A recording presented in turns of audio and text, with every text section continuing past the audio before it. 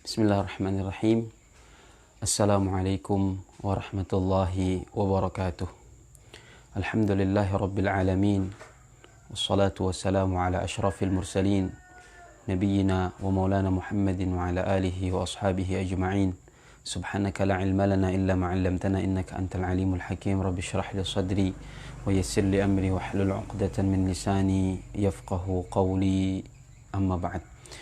Alhamdulillah, bersyukur kita kepada Allah Subhanahu wa Ta'ala atas nikmat-nikmatnya, atas karunia-karunianya, atas pemberian-pemberiannya, atas kebaikan-kebaikannya, terutama nikmat sehat afiat yang kita rasakan pada hari ini. Salawat salam semoga senantiasa Allah curahkan, Allah limpahkan kepada Rasulullah Sallallahu Alaihi Wasallam, kepada keluarga beliau, para sahabat beliau, serta orang-orang yang mengikuti beliau, menghidupkan sunnah-sunnah beliau sampai yaumil qiyamah nanti, amin ya rabbal alamin. Ikhwah dan akhwat yang dimuliakan Allah Subhanahu wa Ta'ala, alhamdulillah pada pagi hari ini kita kembali melanjutkan murajaah kita tentang fikih puasa. Kita kembali melanjutkan pembahasan tentang mengulang fikih puasa, karena insyaallah sebentar lagi kita akan berjumpa dengan Ramadan kalau diberi umur oleh Allah Subhanahu wa Ta'ala. Mudah-mudahan diberi umur oleh Allah Subhanahu wa Ta'ala, serta mudah-mudahan diberi taufik oleh Allah untuk menghidupkan malam-malam Ramadan, untuk memanfaatkan siang-siang Ramadan, untuk mendekatkan diri kepada Allah Subhanahu wa Ta'ala. Ikhwah dan akhwat yang dimuliakan Allah Subhanahu wa Ta'ala, pada perjumpaan sebelumnya kita sampai pada pembahasan tentang syarat-syarat wajibnya berpuasa, yang kalau syarat-syarat itu terpenuhi, yang kalau syarat-syarat itu ada pada seseorang, maka wajib bagi orang tersebut untuk melakukan ibadah puasa itu. Selanjutnya pada kesempatan pagi hari ini kita insyaallah akan masuk kepada pembahasan berikutnya, yaitu tentang rukun-rukun puasa.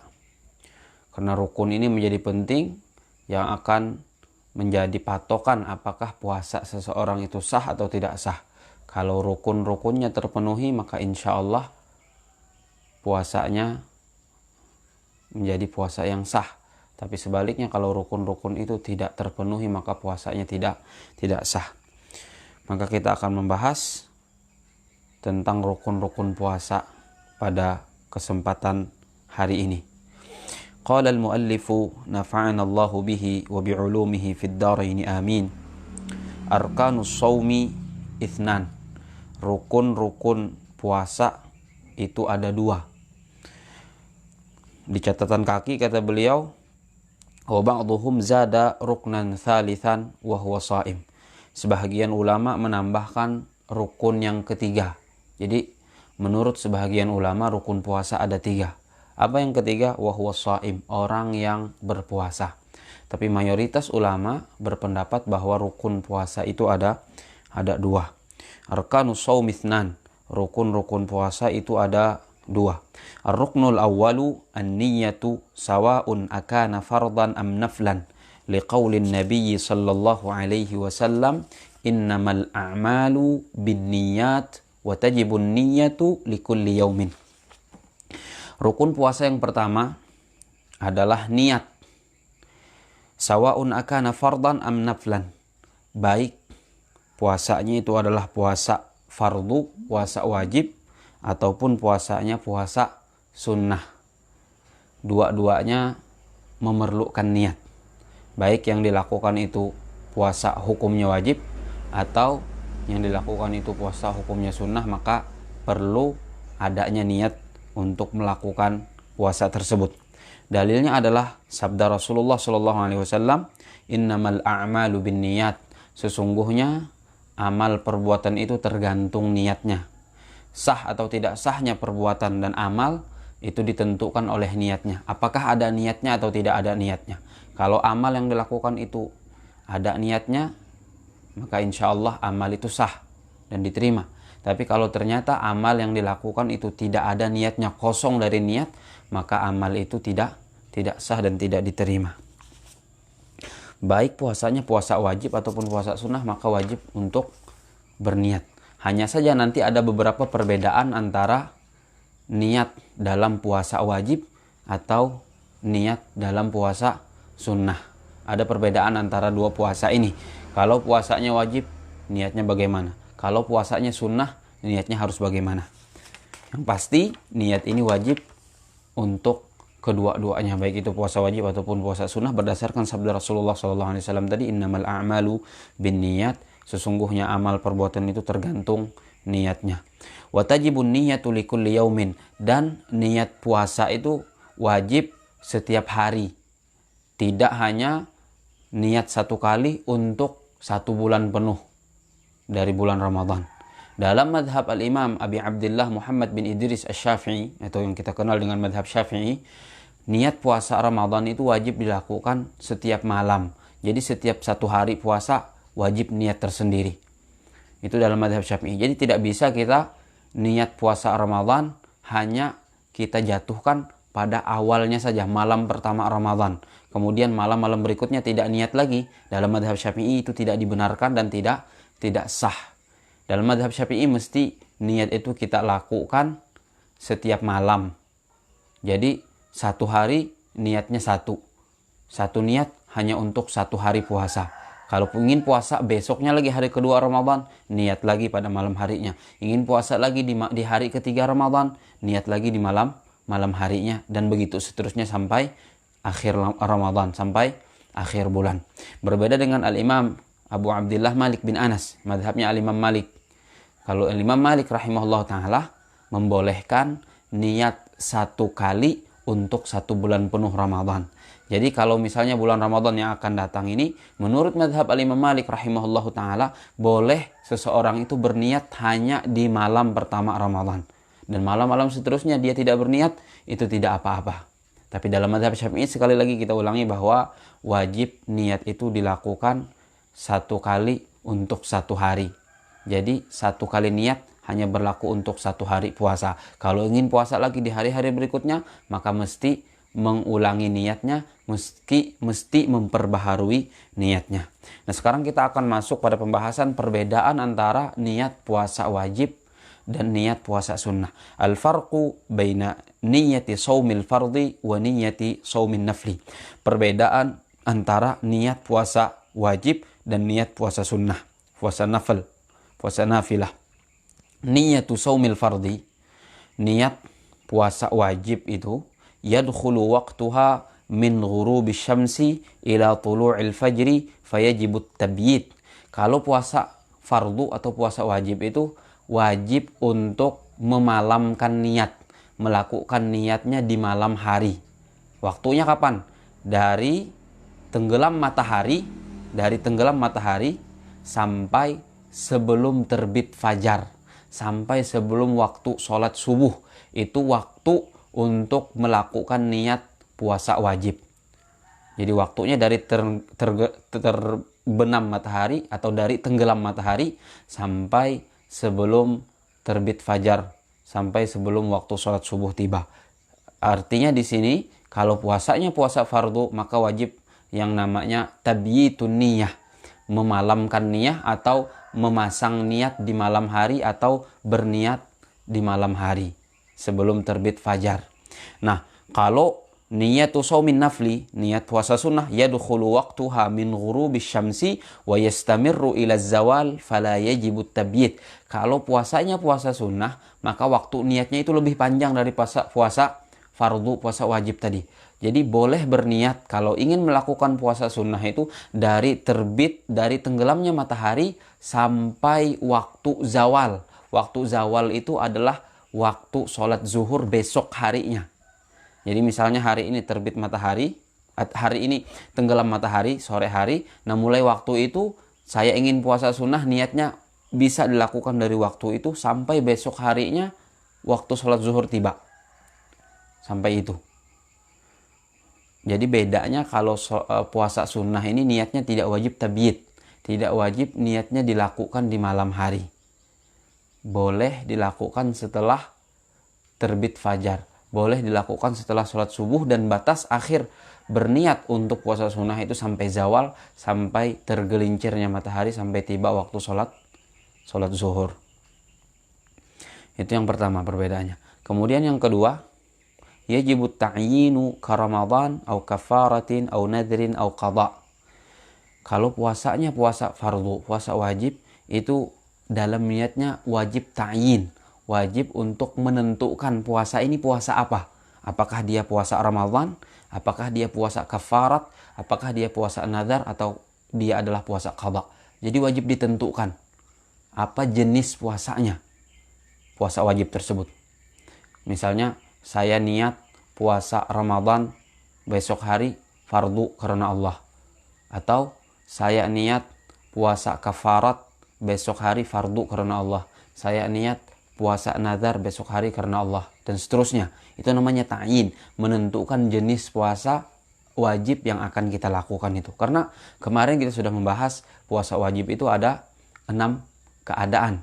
Ada puasa wajib Ramadan, ada puasa wajib kafarat, ada puasa wajib nazar, ada puasa wajib qada, dan seterusnya. Sebagaimana yang kita bahas sebelumnya. Nah, jadi ditentukan. Kalau kita ingin melakukan puasa wajib, tentukan puasanya apa. Puasa apa yang akan kita lakukan itu. Wala yajibu ta'yinu illa in kana shaumu muaqqatan ka yaumi Arafah 'alal mu'tamad. Adapun puasa sunnah, niatnya itu tidak wajib ta'yin.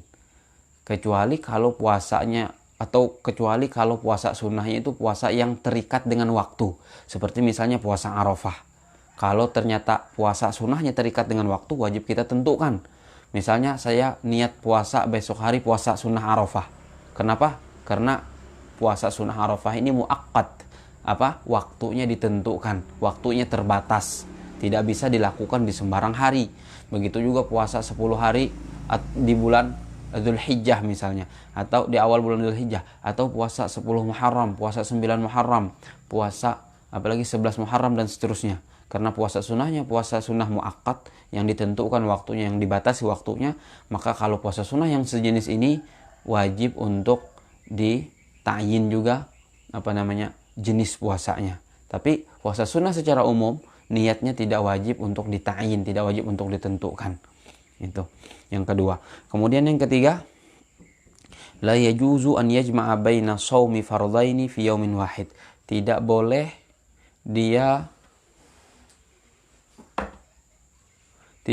dia menggabungkan niat puasa 2 puasa fardu dalam satu hari. Dia misalnya memiliki 2 puasa yang hukumnya wajib, maka tidak boleh dia gabungkan. Misalnya puasa kafarat dengan puasa qada. Apakah boleh? Tidak boleh. Kenapa? Karena dua-duanya sama-sama wajib. Jadi puasa kafarat dilakukan sendiri, puasa qada dilakukan sendiri. Jadi kalau puasanya puasa fardu, tidak boleh digabungkan niatnya untuk melakukan 2 puasa fardu sekaligus. Berbeda dengan niat puasa sunnah, yajuzul jam'u baina shaumi naflaini fa aktsar bi niyatin wahidatin. Boleh menggabungkan antara 2 puasa sunnah atau banyak dengan satu niat. Misalnya saya ingin puasa sunnah hari Kamis dengan puasa sunnah Nabi Daud. Boleh saya gabungkan dengan niat puasa sunnah hari Kamis dengan puasa sunnah Nabi Daud. Atau misalnya saya ingin puasa sunnah Ayyamul Bid, tanggal 13, 14, dan 15. Ternyata bertepatan dengan hari Senin. Maka boleh saya niat puasa Ayyamul Bid, boleh juga saya niat puasa hari Senin, dan begitu seterusnya. Jadi bedanya ada 3 di sini. Bedanya antara niat puasa wajib dengan niat puasa sunnah ada 3. Yang pertama, puasa wajib itu niatnya wajib ditabyid, dilakukan di malam hari dari tenggelam matahari sampai terbit fajar atau sampai sebelum terbit fajar. Kemudian yang kedua adalah puasa fardu itu wajib dita'yin, ditentukan apa jenis puasanya, apakah dia Ramadan dan seterusnya. Kemudian yang ketiga, tidak boleh menggabungkan antara 2 puasa fardu dengan satu niat. Adapun puasa sunnah itu niatnya tidak wajib ditabyid, boleh melakukan niat itu sampai waktu zawal, sampai waktu tergelincir matahari, sampai waktu zuhur. Itu batasnya. Jadi setelah sholat subuh pun ketika kita ingin puasa sunnah misalnya, boleh kita lakukan niat itu setelah sholat subuh. Jam 7 masih boleh kita berniat puasa sunnah. Selama nanti akan kita sebutkan syaratnya apa saja. Kemudian yang kedua, puasa sunnah itu tidak wajib ta'yin. Kecuali kalau puasa sunnahnya itu termasuk puasa sunnah muakkad. Yang ditentukan waktunya, yang dibatasi waktunya. Kemudian yang ketiga, boleh menggabungkan antara dua puasa sunnah dengan, bahkan lebih daripada dua, dengan satu niat. Seperti misalnya puasa hari Senin dengan puasa Nabi Daud, puasa hari Kamis dengan puasa Ayyamul Bid, dan seterusnya. Wa yasihhu, itu perbedaannya tadi, wa yasihhu an yanwiya fi shaumin nafli ba'da tulu'il fajri walakin bisyartain. Dan benar atau boleh atau sah seseorang berniat dalam puasa sunnah itu setelah terbit fajar. Nah, makanya tadi syaratnya puasa sunnah itu tidak harus niatnya itu dilakukan di malam hari. Boleh dia berniat ketika ingin melakukan puasa sunnah itu setelah terbit fajar, setelah sholat subuh. Tapi dengan dua syarat. Apa saja? Yang pertama, antakunan niyatu qabla zawal, ay qabla dukhuli waqti dhuhri. Bahwa niatnya itu sebelum waktu zawal, sebelum tergelincir matahari, sebelum masuk waktu sholat zuhur. Jadi boleh berniat sampai, misalnya kalau sholat zuhur di tempat kita itu jam 11.30. Artinya sebelum jam 11.30 ketika dia ingin melaksanakan puasa sunnah, boleh dia berniat dari waktu itu, sebelum waktu sholat zuhur itu. Kemudian yang kedua, alla yata'ata syai'an minal mufattirat min tulu'il fajri ila waqti niyah. Syarat yang kedua bahwa dia tidak mengkonsumsi sesuatu yang membatalkan, belum mengkonsumsi sesuatu yang menyebabkan batalnya puasa. Dari kapan? Dari terbit fajar sampai waktu dia berniat. Misalnya begini, dia ingin puasa sunnah hari Senin, berniat jam 9. Apakah boleh? Boleh. Boleh dia berniat puasa hari Senin jam 9 pagi. Dengan catatan atau dengan syarat, dari terbit fajar tadi, dari setelah sholat subuh tadi sampai jam 9 itu dia belum memakan atau meminum apapun, belum memasukkan sesuatu ke mulutnya. Itu boleh. Misalnya belum makan, belum sarapan, ternyata katanya masih kenyang perut, malas untuk sarapan. Kalau begitu saya puasa saja. Niat di dalam hati puasa, itu sah puasanya. Jadi syaratnya ada dua, bahwa niatnya itu paling lambat, selambat-lambatnya dilakukan sebelum sholat zuhur. Kemudian dari waktu subuh sampai dia melakukan niat itu belum memakan apa-apa atau belum meminum apa-apa, maka boleh dia untuk berpuasa. Kemudian mas'alatun, sebelumnya, akmalun niyah, niat yang paling sempurna dalam melakukan puasa itu seperti apa? An yatalaffadha mustahdiran biqalbihi. Niat yang paling sempurna itu dia melafalkan seraya menghadirkan niat di dalam hatinya. Perlu diketahui bahwa melafalkan niat, talaffuz bin niyah, di dalam mazhabnya al-Imam Syafi'i itu hukumnya sunnah. Para ulama fikih mazhab Syafi'i di dalam beberapa kitab mereka itu mengatakan bahwa melafalkan niat di dalam mazhab Syafi'i hukumnya sunnah. Untuk apa? Liyusa'ida al-lisanul qalba, agar lisan ini ketika melafalkan niat itu membantu hati untuk menghadirkan niat itu. Karena kadang-kadang ada orang yang kalau tidak dilafalkan dengan mulutnya niat itu, maka hatinya susah untuk menghadirkan niat. Oleh karenanya kata para ulama Syafi'iyah bahwa melafalkan niat itu hukumnya sunnah. Makanya di sini beliau mengatakan akmalun niyah, niat puasa yang paling sempurna itu an yatalaffadha mustahdiran biqalbih, dia melafalkan niat seraya menghadirkan niat itu dengan hatinya. Itu yang paling sempurna. Tapi perlu diperhatikan bahwa melafalkan niat ini, mengucapkan niat itu hukumnya hanya sunnah, tidak wajib. Hukumnya hanya sunnah, dan sempurnanya niat dengan dilafalkan itu kata beliau, tapi sambil dihadirkan di dalam hati.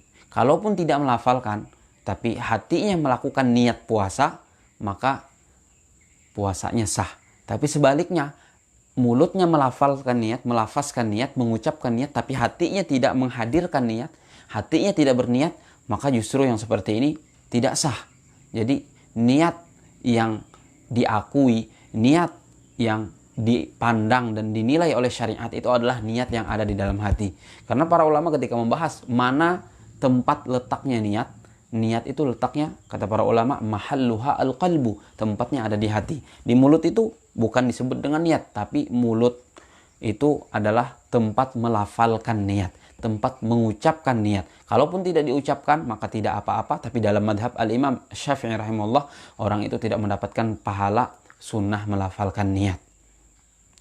Nah, jadi akmalun niyah, kata beliau, an yatalaffadha mustahdiran biqalbihi. Dia melafalkan niat seraya menghadirkan niat itu dengan hatinya. Bagaimana niatnya?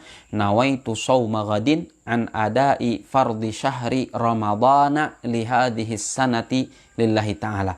Aku niat puasa besok hari menunaikan kewajiban bulan Ramadan untuk tahun ini karena Allah. Niat yang biasa kita ucapkan setelah selesai melaksanakan sholat sunnah tarawih yang biasanya dipimpin oleh imam. Dan biasanya kita ketika selesai sholat tarawih melafalkan niat, itu tidak mesti waktu melafalkan niatnya setelah itu. Bisa sebelum tarawih, bisa pas tenggelam mataharinya, atau bisa nanti ketika waktu sahur. Jadi tidak mesti harus bersama dengan imam sholat tarawih. Sebagian orang ada yang keliru bahwa dia tidak berpuasa pada besok harinya. Kenapa? Ketika ditanya, katanya karena saya tidak ikut sholat tarawih, lalu tidak ikut niat bersama imam. Tidak mesti niat puasa itu harus dilakukan bersama-sama dengan imam. Bisa kita lakukan lebih dahulu sebelum sholat tarawih, bisa kita lakukan bahkan setelah sholat tarawih, atau bahkan ketika waktu makan sahur itu. Jadi jangan keliru. Dan niat tadi tidak mesti harus dilafalkan, walaupun melafalkannya sunnah, dan sempurnanya niat itu melafalkan seraya menghadirkan niat itu dengan hati kita. Tapi yang terpenting dari niat itu adalah apa yang ada di dalam hati kita, karena itulah yang dianggap niat, yang dengannya puasa kita sah atau tidak sah. Itu dilihat dari niat yang ada di dalam hati kita, bukan niat yang kita lafalkan atau bukan niat yang kita ucapkan itu. Mas'alatun, satu masalah. Fi ayyi suratin yasihhu shaumun nafli bi niyyatin ba'da tulu'il fajri ma'a tanawuli syai'in minal mufattirat qabla niyah. Tadi kita membahas bahwa salah satu syarat bolehnya atau sahnya puasa sunnah seseorang ketika dia berniat setelah fajar, syaratnya adalah dia belum memakan apa-apa. Tapi ada juga dia sudah memakan sesuatu tapi puasa sunnahnya tetap sah. Puasa sunnahnya tetap sah walaupun dia sudah memakan sesuatu setelah terbit fajar. Seperti apa? Kata beliau di sini satu masalah, kapan sah puasa sunnah seseorang dengan niat setelah terbit fajar, padahal dia sudah memakan sesuatu dari perkara-perkara atau dari sesuatu yang membatalkan sebelum dia berniat tadi. Suratuhu, gambarannya kata beliau, idza kana min 'adatihi an yasuma yawman mu'ayyanan kal itsnain aw arafah. Apabila termasuk kebiasaannya puasa satu hari tertentu, puasa pada hari tertentu seperti puasa hari Senin atau puasa hari Arafah, fanasiya dzalikal yaum wa aftar. Tetapi ketika itu dia lupa hari itu lalu dia memakan sesuatu atau meminum sesuatu. Misalnya, saya memiliki kebiasaan puasa hari Senin. Hari ini hari Ahad, besok Senin misalnya. Saya biasanya dan setiap hari Senin saya berpuasa. Biasanya saya memang berpuasa hari Senin. Tapi ternyata pas besok pagi saya lupa. Setelah sholat subuh saya lupa bahwa hari itu adalah hari Senin. Lalu saya makan, saya minum. Karena lupa bahwa hari itu hari Senin, padahal saya memiliki kebiasaan puasa sunnah hari Senin.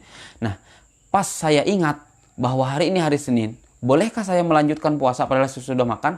Boleh. Jawabannya boleh. Kenapa? Karena saya lupa bahwa hari itu hari Senin, sementara saya memiliki kebiasaan puasa sunnah hari Senin. Karena lupa, lalu saya makan, lalu saya minum, kemudian setelah itu saya ingat, lalu berniat puasa, lanjutkan puasanya insya Allah sah, sekata penulis di sini. Fanasiya dzalika al-yawm wa aftar wa ba'da dzalika tadzakkar annahu yaumul itsnain. Setelah itu dia ingat bahwa hari itu adalah hari Senin atau Arafah, atau hari itu hari Arafah. Fayasihhu an yanwiya shauma bi syarti an yakuna qabla zawal. Maka boleh dia berniat puasa dengan syarat niatnya itu sebelum zawal. Jadi misalnya besok hari Arafah, dan biasanya setiap tahun saya kalau hari Arafah itu puasa Arafah. Rupanya saya lupa bahwa besok itu hari Arafah, sehingga ketika setelah saya sholat subuh saya minum, saya makan. Kemudian beberapa menit kemudian atau beberapa jam kemudian, saya ingat, oh ternyata hari ini hari Arafah. Sementara saya tadi sudah makan, sudah minum. Bolehkah saya puasa? Boleh. Karena memang kebiasaan saya puasa hari Arafah. Tadi, kenapa saya makan tadi, kenapa saya minum, itu karena lupa dan itu dimaafkan. Tidak apa-apa, berniat selama berniatnya sebelum tergelincir matahari atau sebelum waktu sholat zuhur, maka insya Allah puasanya tetap sah. Itu rukun pertama dari puasa, yaitu niat. Habis atau selesai pembahasan tentang niat. Yang kedua, ruknus tsani, rukun kedua dari rukun puasa. Rukun kedua dari rukun puasa itu adalah tarku mufattir, meninggalkan sesuatu yang dapat membatalkan puasa kita. Meninggalkan sesuatu yang dapat membatalkan puasa. Dzakiran mukhtaran ghaira jahilin ma'dzurin, meninggalkan sesuatu yang dapat membatalkan dalam kondisi ingat, dalam kondisi tidak terpaksa, dalam kondisi sedang tidak tahu, dan tidak tahu yang menyebabkannya diberikan uzur. Jadi kita meninggalkan sesuatu itu ingat, kemudian tidak terpaksa, kemudian tidak dalam kondisi tidak tahu, yang tidak tahunya itu disebabkan oleh uzur. Fala yabtulu shaumuhu idza aftara nasiyan. Artinya kalau kita memakan sesuatu dan kita sadar bahwa kita berpuasa, kita ingat bahwa kita sedang puasa, batal puasa kita. Atau misalnya kita memakan sesuatu dalam kondisi kita sedang tidak dipaksa memakan sesuatu itu. Memang sengaja kita ingin memakan sesuatu itu, kita yang memilihnya sendiri memakan sesuatu itu, sementara kita ingat bahwa kita sedang berpuasa, batal puasa kita. Atau kita tahu bahwa memakan sesuatu itu membatalkan puasa, bukan dalam kondisi tidak tahu. Kalau kita dalam kondisi tidak tahu, maka nanti akan kita bahas. Tapi kita dalam kondisi tahu bahwa memakan itu batal puasa, kita makan, batal puasa kita. Fala yabtulu shaumuhu, tidak batal puasanya idza aftara nasiyan, apabila dia mengkonsumsi sesuatu yang membatalkan puasa itu dalam keadaan lupa. Apabila dia melakukan sesuatu yang membatalkan puasa dalam keadaan lupa, maka tidak batal puasanya. Misalnya, orang itu puasa, kemudian ternyata dia makan, tapi dia makannya karena lupa bahwa dia sedang berpuasa. Kalau seperti ini kondisinya, dia tidak batal puasanya. Orang yang batal puasanya itu kalau dia makan dan dia sadar, dia ingat bahwa dia sedang berpuasa. Tapi kalau dia lupa sedang berpuasa lalu makan, maka puasanya tidak batal. Puasanya tidak batal, karena kata Rasulullah SAW, man akala au syariba nasiyan fal yutimma shaumahu. Barang siapa yang makan atau minum dalam keadaan lupa dia sedang berpuasa, maka hendaklah dia menyempurnakan puasanya. Au mukrahan, atau dia dipaksa. Dia sadar dia sedang berpuasa, tapi dia dipaksa untuk makan sesuatu itu. Kalau tidak mau makan, kata orang yang memaksa, akan saya bunuh misalnya. Dan dia sudah siap, senjata di tangannya, tinggal mengeksekusi saja. Nah, kalau dalam kondisi terpaksa seperti ini, dia makan padahal dia puasa dan dia sadar sedang berpuasa, tapi dia dalam kondisi dipaksa untuk memakan sesuatu itu atau untuk melakukan sesuatu yang membatalkan puasa itu, maka puasanya tetap sah. Karena dia dalam kondisi terpaksa melakukan itu. Tapi terpaksanya harus dilihat. Kalau hanya sekedar diancam dengan ancaman yang tidak membahayakan, jangan diikuti. Tapi kalau ancamannya sangat berbahaya, bisa menghilangkan jiwa, bisa menghilangkan nyawa. Kalau kamu tidak mau memakan makanan ini, maka akan saya bunuh. Dan di tangannya sudah ada senjata misalnya, dia siap untuk membunuh orang yang dipaksanya itu, maka dalam kondisi seperti ini silahkan makan dan lanjutkan puasanya karena tidak batal. Au kana jahilan ma'dzuran bijahlihi, atau dia tidak tahu, dia jahil dan dia diberi uzur karena kejahilannya, karena ketidaktahuannya. Misalnya, dia sedang berpuasa, lalu dia melihat sesuatu makanan, lalu dia makan. Dia makan dan dia tidak tahu bahwa memakan sesuatu itu termasuk sesuatu yang membatalkan puasa. Dia tidak tahu bahwa makan itu membatalkan puasa, dia makan. Nah, orang ini tidak batal puasanya. Kenapa? Karena dia ma'dzurun bijahlihi, mendapatkan uzur karena kejahilannya, ketidaktahuannya. Mungkin nanti akan kita jelaskan kenapa dia jahil dan tidak tahu bahwa itu membatalkan puasa. Ada kondisinya. Al-jahilul ma'dzur, orang jahil yang diberikan uzur sehingga puasanya tadi tidak batal karena kejahilannya, karena ketidaktahuannya. Wa huwa wahidun min itsnaini, salah satu dari dua orang ini. Salah satu dari dua orang ini dia jahil dan diberikan uzur, kalau dia lakukan maka puasanya tetap sah. Yang pertama, man nasya'a ba'idan 'anil ulama, orang yang hidup jauh dari ulama. Jadi orang hidup di perkampungan atau di pelosok yang sangat dalam, cuman ada beberapa keluarga misalnya di situ dan tidak ada ulama, tidak ada tempat bertanya bagaimana hukum Islam, bagaimana tentang al-jahilul ma'dzur huwa wahidun min itsnain. Orang jahil, orang yang tidak tahu, yang diberikan uzur karena ketidaktahuannya, itu adalah salah satu dari dua orang. Man nasya'a ba'idan 'anil ulama. Yang pertama adalah orang yang hidup jauh dari ulama, hidup di pelosok, hidup di tengah hutan misalnya, tidak ada ulama tempat bertanya tentang syariat Islam, tentang hukum Islam, tentang apa saja yang membatalkan puasa. Padahal mereka sudah muslim, tahu bahwa puasa itu wajib lalu puasa, tapi tidak tahu apa saja yang membatalkan puasa, tidak tahu bahwa makan bisa membatalkan puasa, lalu mereka makan karena ketidaktahuan. Sementara hidup jauh dari ulama, maka orang seperti ini ma'dzur bijahlihi. Dia diberikan uzur karena ketidaktahuannya. Kalau dia makan kemudian melanjutkan puasanya tetap sah. Itu yang pertama. Yang kedua, man kana qariba ahdin bil Islam, orang yang baru masuk Islam, baru sekali masuk Islam. Awalnya dia non muslim, kemudian masuk Islam, tahu bahwa puasa itu wajib lalu dia puasa, tapi dia tidak tahu syariat berpuasa, apa saja yang membatalkan puasa, lalu dia makan misalnya, atau dia melakukan sesuatu yang membatalkan puasa karena tidak tahu. Karena apa? Karena dia baru masuk Islam, maka orang seperti ini juga ma'dzurun bijahlihi, orang yang diberikan uzur karena ketidaktahuannya, karena kejahilannya, karena dia baru masuk Islam. Nah, itu dua rukun puasa yang kita bahas pada kesempatan pagi hari ini. Mudah-mudahan bermanfaat untuk kita semua. Insya Allah kita lanjutkan pada pertemuan berikutnya. Nanti akan disampaikan pada waktu-waktu berikutnya. Kita cukupkan hari ini sampai di sini. Kalau ada salah dan khilaf mohon maaf. Wabillahi taufiq wal hidayah. Subhanakallahumma wa bihamdik, asyhadu an la ilaha illa anta astaghfiruka wa atubu ilaik. Assalamualaikum warahmatullahi wabarakatuh.